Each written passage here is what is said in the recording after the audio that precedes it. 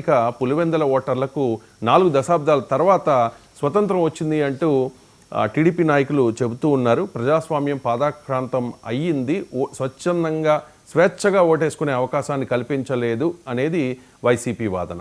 ఇంతకీ ఈ పులివెందుల ఒంటిమిట్టల్లో ఏం జరిగింది, రేపు ఫలితం ఏ విధంగా ఉండబోతోంది అనే అంశాల మీద ఇవాల్టి బిగ్ డిబేట్లో చర్చిద్దాం. చర్చలో పాల్గొంటూ ఉన్నారు భూమిరెడ్డి రామ్ గోపాల్ రెడ్డి గారు, తెలుగుదేశం పార్టీ సీనియర్ నాయకులు అండ్ ఆ పార్టీ శాసన మండలి సభ్యులు. నర్రెడ్డి తులసిరెడ్డి గారు, కాంగ్రెస్ పార్టీ సీనియర్ నాయకులు, అలాగే మాజీ రాజ్యసభ సభ్యులు. కాకుమాన్ రాజశేఖర్ గారు, వైఎస్ఆర్ కాంగ్రెస్ పార్టీ సీనియర్ నాయకులు. అందరికీ నమస్కారం. ముందుగా భూమిరెడ్డి రామ్ గోపాల్ రెడ్డి గారు, నిన్న మిమ్మల్ని కూడా హౌస్ అరెస్ట్ చేశారు కదా, రైట్? అవును. రైట్. అంటే ఇప్పుడు టీడీపీ వైసీపీ నాయకులు ఏం చెప్తూ ఉన్నారంటే, అధికార దుర్వినియోగానికి పాల్పడ్డారు, పోలీసులు మా నాయకులను మాత్రమే హౌస్ అరెస్ట్ చేశారు, మమ్మల్ని మాత్రమే ఇబ్బంది పెట్టారు అనేది వాళ్ళ వెర్షన్. సో మిమ్మల్ని ఎందుకు హౌస్ అరెస్ట్ చేశారు, ఏ కారణంతో హౌస్ అరెస్ట్ చేశారు అంటే ఏం చెప్తారు? ఇప్పుడు ఎన్నికల సంఘం ఈ ఎలక్షన్ నోటిఫికేషన్ ఇచ్చిన తర్వాత ప్రభుత్వ యంత్రాంగాలన్నీ కూడా ఎన్నికల కమిషన్ పరిధిలోకి వస్తాయి. అంటే ఈ రాష్ట్ర ప్రభుత్వ అంటే రాష్ట్ర ముఖ్యమంత్రి కానీ, మంత్రులు కానీ, ఇతర ప్రజాప్రతినిధుల ఆజమాయిషీలు కానీ, పెత్తనాలు కానీ ఏముండేవు అనే విషయాన్ని వైఎస్ఆర్సీపీ నాయకులు కానీ గుర్తుపెట్టుకోవాలి. ఏది సార్వత్రిక ఎన్నికల సమయంలో అయితే కేంద్ర ఎన్నికల సంఘం పరిధిలోకి మొత్తం అధికార యంత్రాంగం అవుతుంది. స్థానిక సంస్థల ఎన్నికలు జరిగేటప్పుడు రాష్ట్ర ఎన్నికల సంఘం అధికారినైన నీలం సాగిని గారి కంట్రోల్లోకి మొత్తం వ్యవస్థలన్నీ కూడా వెళ్ళిపోవడం జరుగుతుంది. ఇక్కడ ఎన్నికల సంఘం ఏదైతే డైరెక్షన్స్ ఇస్తుందో, ఏదైతే సూచనలు సలహాలు ఇస్తుందో, ఏదైతే ఆదేశాలు జారీ చేస్తుందో దాన్ని పాటించడమే జిల్లా కలెక్టర్ కానీ ఎస్పీ గారి బాధ్యత. దీంట్లో తెలుగుదేశం పార్టీ ప్రమేయం, లేకపోతే కాంగ్రెస్ పార్టీ ప్రమేయం, కమ్యూనిస్ట్ పార్టీ ప్రమేయం ఏముండవనే విషయాన్ని వైఎస్ఆర్సీపీ నాయకులు కానీ తెలుసుకోవాలా. అవినాష్ రెడ్డి గారిని ఎందుకు అరెస్ట్ చేశారు? ఆయన తన కార్యాలయంలో వందలాది మంది వాళ్ళ కార్యకర్తలను పెట్టుకునేసి పోలింగ్ బూతుల మీదికి దాడులు చేయాలనే ఒక ఆలోచన ఉందనేది నిఘా వర్గాల సమాచారం మేరకు ఎన్నికల సంఘం ఆదేశాల మేరకు చేయడం జరిగింది.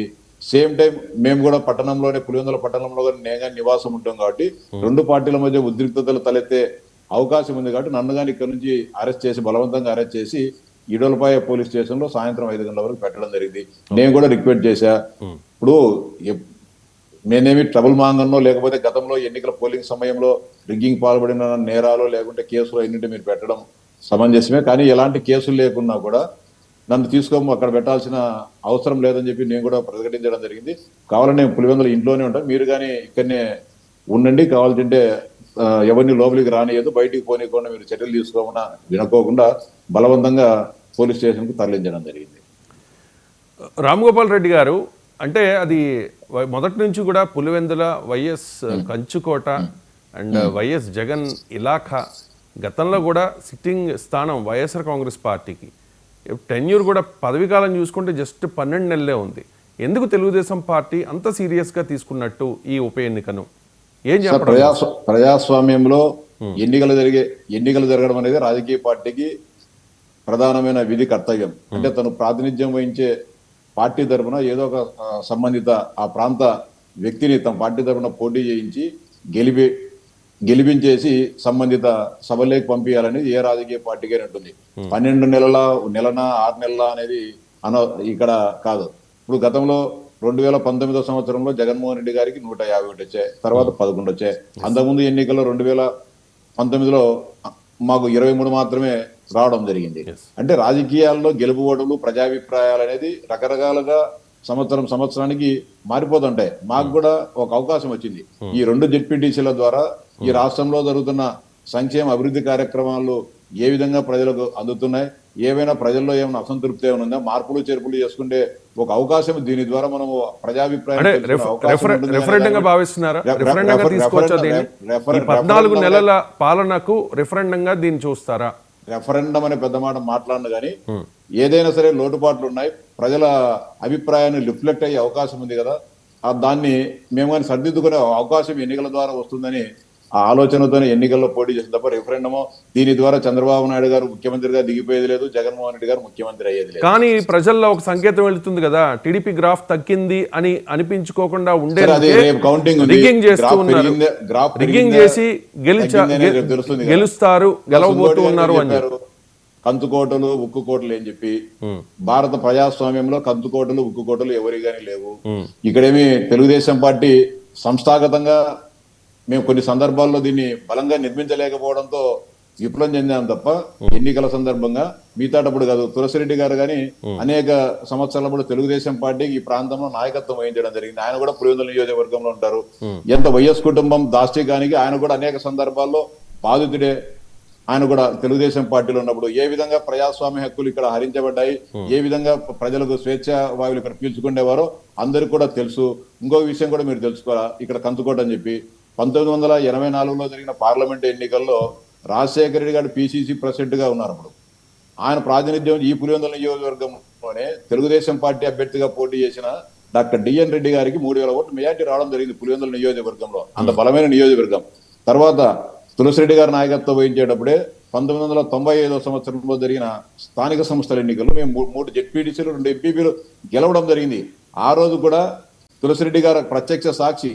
వేంపల్లిలో రాజశేఖర రెడ్డి గారు, వివేకానంద రెడ్డి గారు ఎంత అరాచకానికి దిగి బలవంతంగా తెలుగుదేశం పార్టీ తరఫున ఏజెంట్లను కానీ ప్రజలను భయప్రాంతాలకు గురి చేయడం జరిగింది. ఆ సందర్భంగా ఏం జరిగింది, ప్రజల్లో తిరుగుబాటు వచ్చింది.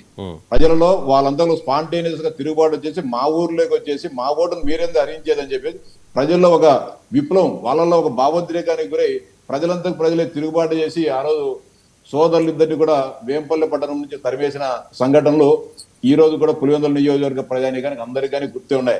అంటే కంచుకోటలు ఏ విధంగా నిర్మించుకోవడం జరిగింది, హత్య రాజకీయాలతో, రక్తపటేర్లతో, ఆస్తుల విధ్వంసంతో, రకరకాల వేధింపులతో జైల్లోకి పంపించి ఇవన్నీ కూడా ఈ కంచుకోటలు ఉక్కు కోటలు అన్ని కూడా నిర్మించుకోవడం జరిగింది. ప్రజల్లో చైతన్యం వచ్చినప్పుడు ఎన్నికల సంఘం ఖచ్చితంగా పద్ధతి ప్రకారము వారి ఆటలు సాగనీయకుండా కట్టడి చేస్తే ఖచ్చితంగా ఉంటాయి. ఇప్పుడు 1996 సంవత్సరంలో రాజశేఖర రెడ్డి గారు ఎంతతో గెలిచారు పార్లమెంట్ ఎన్నికల్లో? 4500 ఓట్లతో సచ్చి బతికే కదా గెలిచినది. ఆ రోజు కూడా ఎన్నికల సంఘం ప్రాపర్ గా కనుక ఒక మంచి నిర్ణయం తీసుకుంటే ఆ రోజే రాజశేఖర రెడ్డి గారు ఓడిపోయేవాళ్ళు. దాదాపు 9-10 95% పోలింగ్ జరిగింది. రిగ్గింగ్ చేసుకోవడం జరిగింది. చాలా తడబడాయించి అనేక చర్చలు జరిగిన తర్వాత కేంద్ర ఎన్నికల సంఘం కౌంట్ చేయాలని చెప్పడం జరిగింది. కంచుకోటలు ఉక్కు కోటలు అంటే చెప్తానా, కంచుకోటలు ఉక్కు కోటలు లేవు. ఈ దేశానికి అనేక దశాబ్దాల పాటు నాయకత్వం రామ్ గోపాల్ రెడ్డి గారు మీరు క్లియర్ గా చెప్పగలుగుతారా? ఫ్రీ అండ్ ఫెయిర్ ఎలక్షన్ జరిగింది అని చెప్పి స్వేచ్ఛగా ప్రజలు ఓటర్లు ఓటేసుకునే అవకాశం జరిగింది ఉంది అని. ఫ్రీ అండ్ ఫెయిర్ ఎలక్షన్ జరిగింది. ఆ గ్రామాలలో వాళ్ళు ఓటమి ముందే ఊహించుకొని వాళ్ళ ఏజెంట్లను పంపించుకోకుండా వాళ్ళు ఏదో తొండాట ఆడుతున్నారు తప్ప, లేకపోతే అవినాష్ రెడ్డిని అరెస్ట్ చేస్తే ఎలక్షన్లు జరగవు. గతంలో మమ్మల్ని అందరినీ అరెస్ట్ చేసినప్పుడు మా చేతులను కాడికి మేము ఎలక్షన్ చేస్తాం. ఏదైనా సమస్య ఉంటే 1-2 గ్రామాల్లో ఉంటుంది కానీ 15 పోలింగ్ బూత్లలో ఉండదు కదా. మీరంతా మీరు కావాల్సిన ఓటమి భయంతో ఓటమి కారణాన్ని ఎదుర్కొని పోలింగ్ ఏజెంట్లను మీరు పెట్టుకోకుండా తెలుగుదేశం పార్టీ పైన నిపం నెట్టడం అనేది కరెక్ట్ కాదు. రైట్.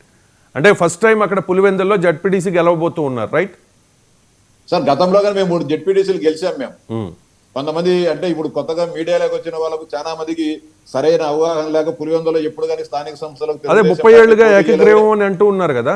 నేను 30 ఏళ్లుగా 1995లో మేము 3 జడ్పీటీసీలు 2 ఎంపీపీలు గెలిచాం తులసిరెడ్డి గారి నాయకత్వంలో ఆ రోజు. రైట్. అంటే అప్పుడు ఎలక్షన్ జరిగింది, రైట్? ఏకగ్రీవం కాదు. ఆ రోజు ఎలక్షన్ ఎన్నికల సంఘం పటిష్టంగా ఉండడంతో జరపడం జరిగింది. ఆ రోజు గెలిచాం. ఆ రోజు ఈ రోజు కానీ ఎన్నికల సంఘం పటిష్టంగా ఉంది. సరే, మీరు ఏదో చెప్తున్నారు. నీలం సాయిని గారిని అపాయింట్ చేసింది ఎవరండి? ఏ ప్రభుత్వ హయాంలో? జగన్మోహన్ రెడ్డి గారు ముఖ్యమంత్రిగా ఉన్నప్పుడు నీలం సాయిని గారు ఈ రాష్ట్ర ప్రధాన కార్యదర్శి.